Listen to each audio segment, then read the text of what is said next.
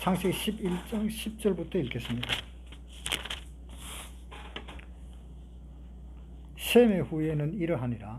셈은 100세 곧 홍수 후 2년에 아르박삿을 낳았고 아르박삿을 낳은 후에 500년을 지내며 자녀를 낳았으며 아르박삿은 35세에 셀라를 낳았고 셀라를 낳은 후 403년을 지내며 자녀를 낳았으며 셀라는 30세에 에벨을 낳았고 에벨을 낳은 후에 403년을 지내며 자녀를 낳았으며 에벨은 34세에 벨렉을 낳았고 벨렉을 낳은 후에 430년을 지내며 자녀를 낳았으며 벨렉은 30세에 러우를 낳았고 러우를 낳은 후에 209년을 지내며 자녀를 낳았으며 러우는 32세 스룩을 낳았고 스룩을 낳은 후에 207년을 지내며 자녀를 낳았으며 스룩은 30세에 나홀을 낳았고 나홀을 낳은 후에 200년을 지내며 자녀를 낳았으며 나홀은 29세에 데라를 낳았고 데라를 낳은 후에 119년을 지내며 자녀를 낳았으며 데라는 70세에 아브라함과 나홀과 하란을 낳았더라. 데라의 후야는 이러하니라. 데라는 아브라함과 나홀과 하란을 낳았고 하란은 롯을 낳았으며 하란은 그 아비 데라보다 먼저 본토 갈대아 우르에서 죽었더라. 아브라함과 나홀이 장가 들었으니 아브라함의 아내 이름은 사레며 나홀의 아내 이름은 밀가니 하란의 딸이요 하란은 밀가의 아비요 또 이스가의 아비더라. 사레는 잉태치 못함으로 자식이 없었더라. 데라가 그 아들 아브라함과 하란의 아들 그 손자 롯과 그 자부 아브라함의 아내 사레를 데리고 갈대아 우르에서 떠나 가나안 땅으로 가고자 하더니 하란에 이르러 거기 거하였으며 데라는 205세를 향수하고 하란에서 죽었더라. 12장 1절 여호와께서 아브라함에게 이르시되 너는 너의 본토 친척 아비 집을 떠나 내가 내게 지시할 땅으로 가라. 내가 너로 큰 민족을 이루고 내게 복을 주어 내 이름을 창대케 하리니 너는 복의 근원이 될지라. 너를 축복하는 자에게는 내가 복을 내리고 너를 저주하는 자에게는 내가 저주하리니 땅의 모든 족속이 너를 인하여 복을 얻을 것임이라 하신지라. 이에 아브라함이 여호와의 말씀을 쫓아갔고 롯도 그와 함께 갔으며 아브라함이 하란을 떠날 때 그 나이 75세였더라. 아브라함은 셈의 그 족속이지요. 셈의 족속에서 아브라함은 태어났습니다. 그리고 하나님은 이스라엘 백성을 선택했는 것은 셈의 족속에서 선택을 한 겁니다. 그러고 보면은 셈은 하나님의 그 계통, 즉 예수님의 그 계통이라고 볼 수가 있습니다.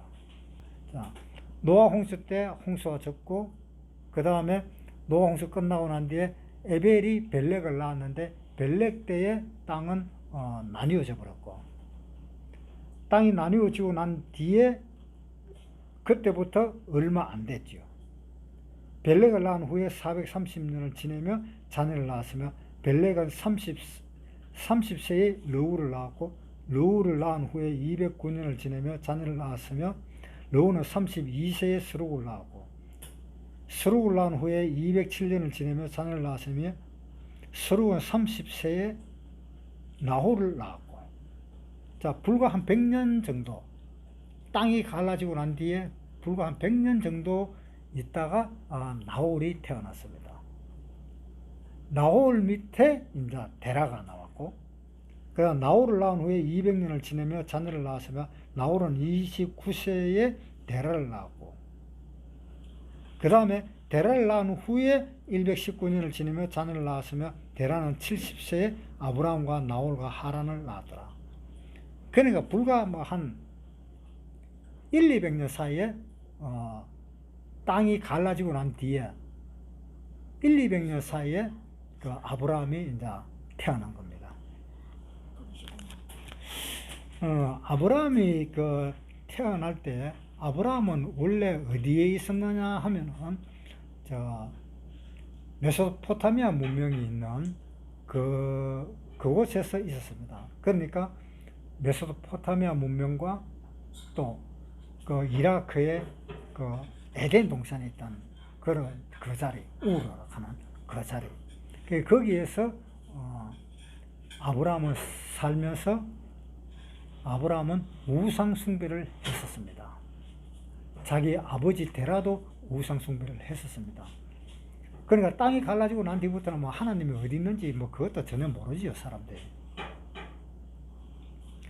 그러니까 이 사람은 이 신을 믿어야 되는 그러한 존재이기 때문에 영원히 살고자 하는 그 마음을 하나님이 주셨기 때문에 영원히 살려고 하려면은 어떤 신을 믿어야 될 것은 분명한 겁니다. 그러다가 보니까는 하나님이고 뭐고 다 잊어버린 겁니다. 다 잊어버리고 우상숭배를 전부 다 했었던 겁니다. 자, 여호수아에 한번 보겠습니다. 여호수아 24장 2절. 여호수아가 모든 백성에게 이르되 이스라엘 하나님 여호와의 말씀에 옛적에 너희 조상들 곧 아브라함의 아비 나홀의 아비 데라가 강 저편에 거하여 다른 신들을 섬겼으나 내가 너희 조상 아브라함을 강 저편에서 이끌어내어 가나안으로 인도하여 온 땅을 두루 행하게 하고 그 씨를 번성케 하려고 그에게 이삭을 주었고, 이 아브라함은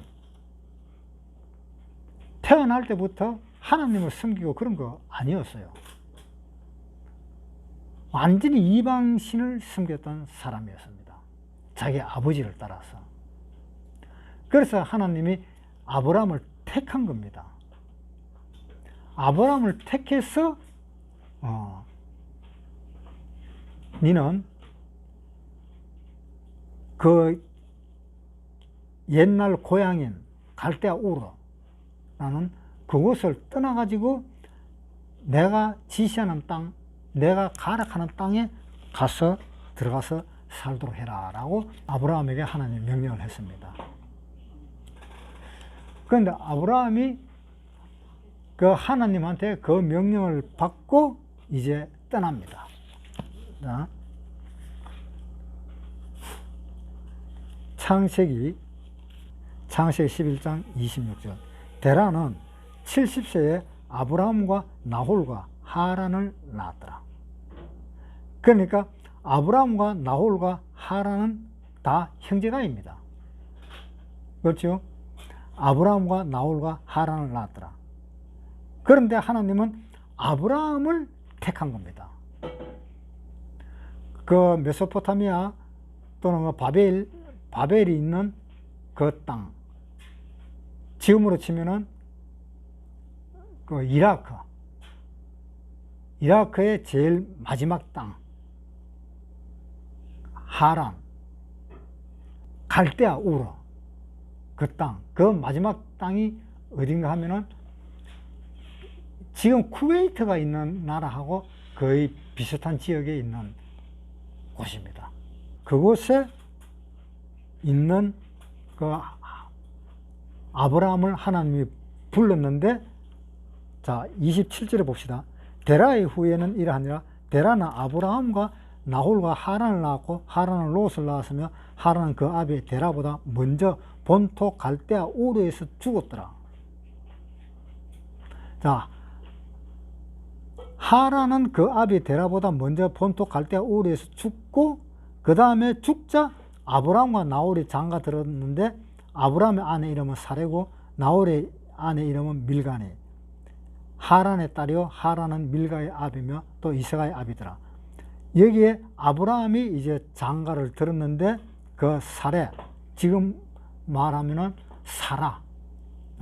사레가 이종 간의 그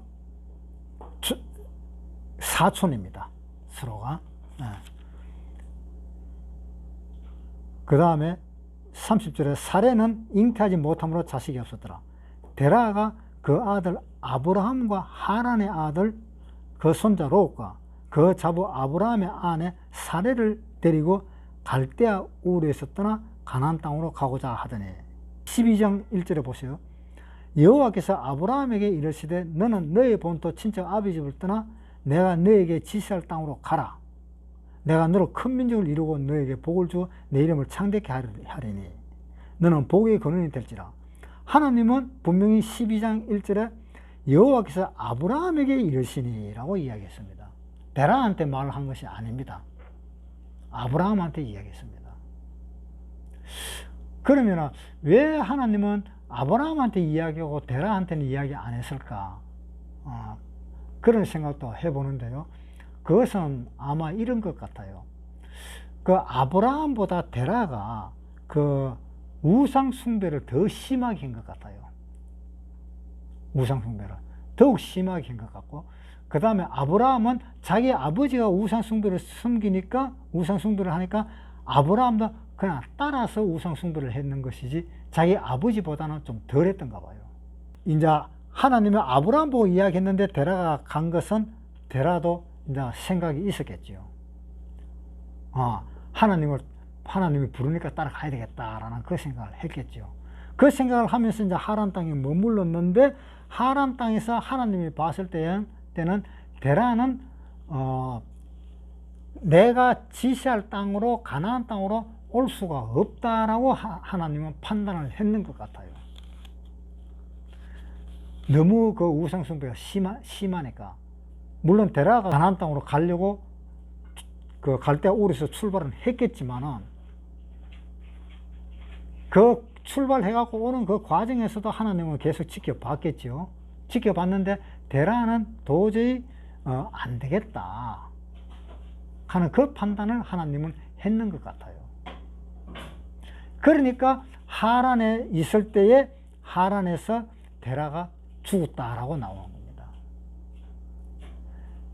그러니까 데라가 하란에서 죽은 것은 이제 하란에서 바로 넘어오면은 이제 가나안 땅으로 넘어오는 길인데, 거기에서 데라하고 같이 오면은 아브라함의 그 신앙 생활이 자기 아버지 데라로 인해서 그 신앙 생활이 잘못되지는 않을까, 잘못될 확률이 있다라는 그 판단을 하나님은 했을 것입니다.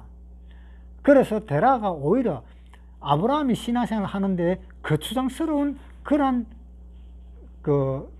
그러한 일이 일어날 것 같으니까 하나님은 데라를 하란에서 죽인 것 같아요. 여기는 뭐 이렇다 저렇다 하는 말은 아무 말이 없습니다.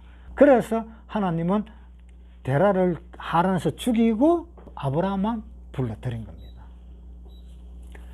아브라함만 불러들였는데, 자, 그 다음에 12장에 보겠습니다.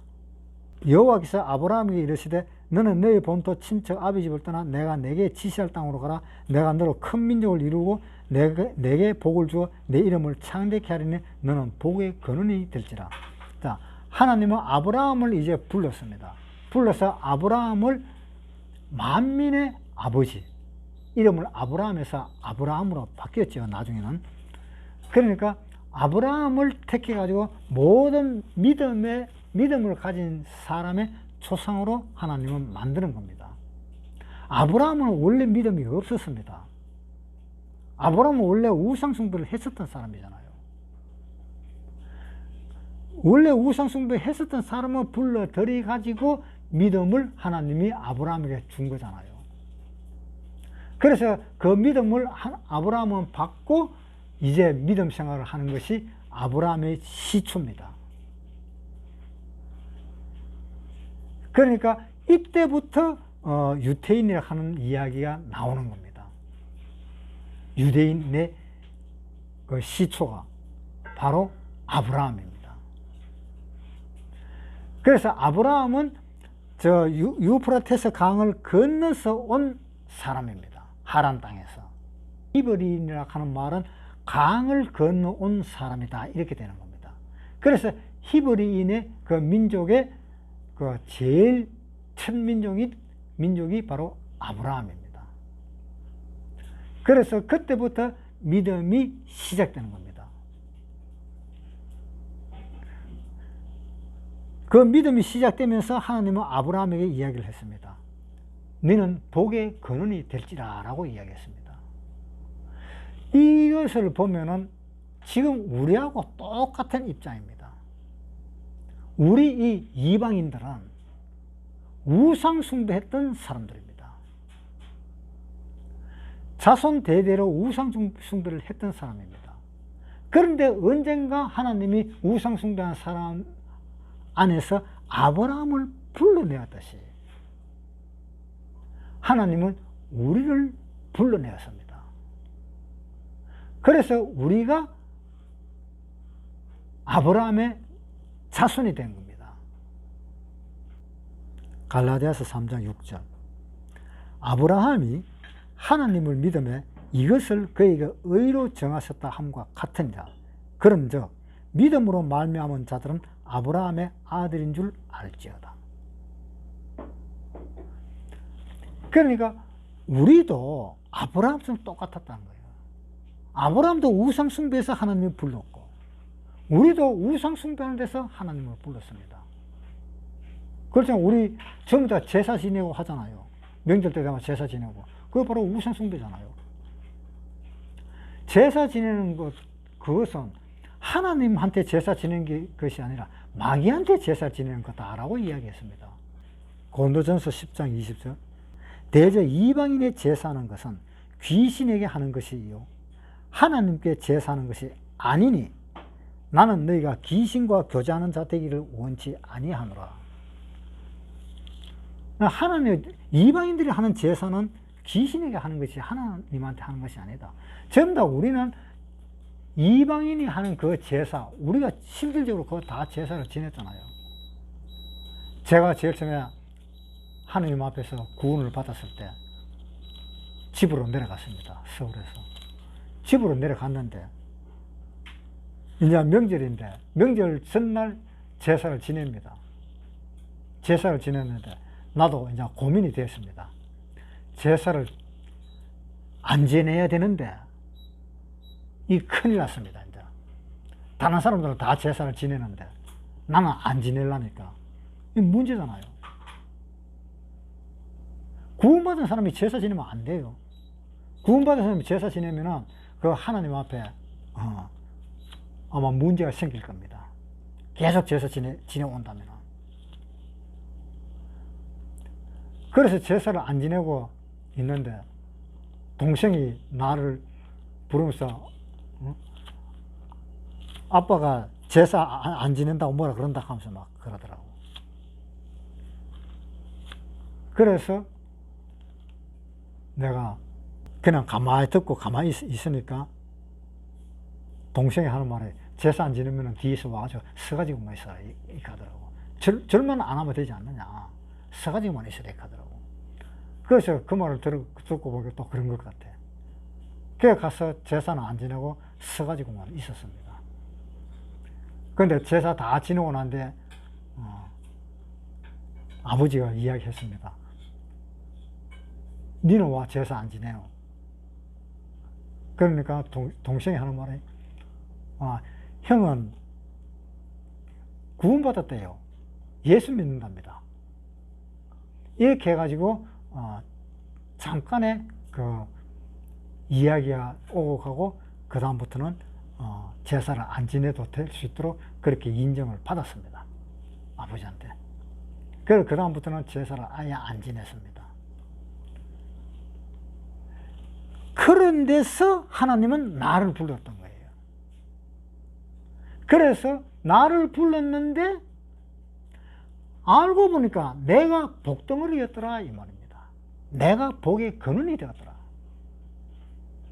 아브라함이 복의 근원이듯이 나도 복의 근원이 되었더라. 자, 그렇잖아요. 우리 아버지가 복의 근원이면 그 아들도 복의 근원이잖아요. 우리 아버지가 복을 주면 그 아들도 복을 주잖아요. 우리 아버지가 왕이라면 그 아들도 나중에 왕이 되잖아요. 그래서 내가 이 창세기 12장을 읽고 내가 정말 복덩어리였구나.